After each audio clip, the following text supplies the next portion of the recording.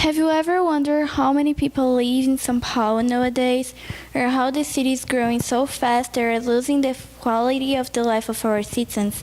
Yeah, I have. I am Yasmin Oliveira, and I'm here today to show you how we can save São Paulo from the disaster, how we can make our city be a better place for all the people that live here, having peace and organization. I have a plan of the most three important points that are health, education, and security. Logic, those are the most important points, and logic after that we could do a lot of little things, but it would be much easier if we focus first in those three most important points. First of all, we have education. The two principal problems of education is the lack of teachers and the violence in the schools. More than 48% of the teachers in São Paulo have already been violated physically or verbally.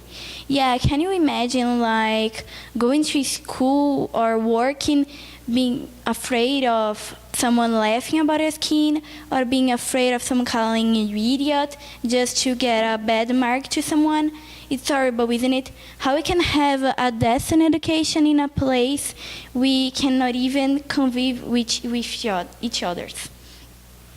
The second problem is the lack of teachers. Some public schools doesn't have more than 2 months in all the year. Imagine a fault there, a fault here, and then it turns 2 months out of class in all the year. Can you imagine how have a decent education without class? And to solve that, to make a solution, I would make the rules of violence more strict. I will put more monitors in schools and maybe raise the salary of all the teachers for stopping the strikes. The second problem is the security. It doesn't seem really strange, for you, right, for you who live here.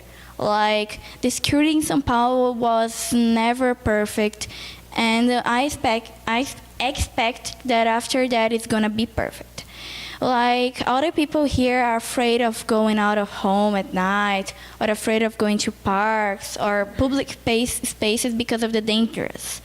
More than 60% of the crimes are of rape or murder, and how can we have liberty in a city that we have more than 530 thieves in one day?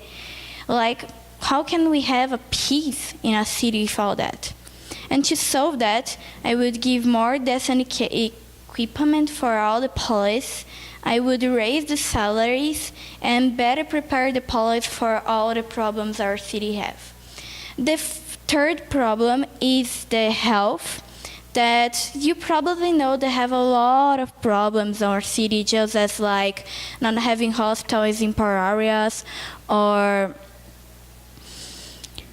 the hospitals doesn't have a high quality, or they doesn't even have space. A lot of people doesn't even have access to the hospitals.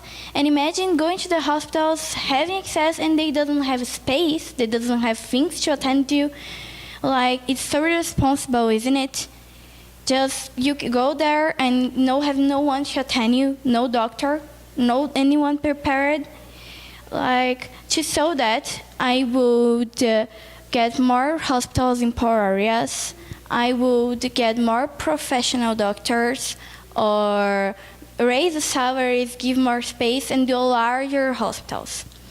And these get us to the final. I have shown you the 3 most important points we have to change São Paulo. Logic, this won't be made in 4, 10 years. It will be made more than 30 years to redo all of that. But it would be worth after a lot of time.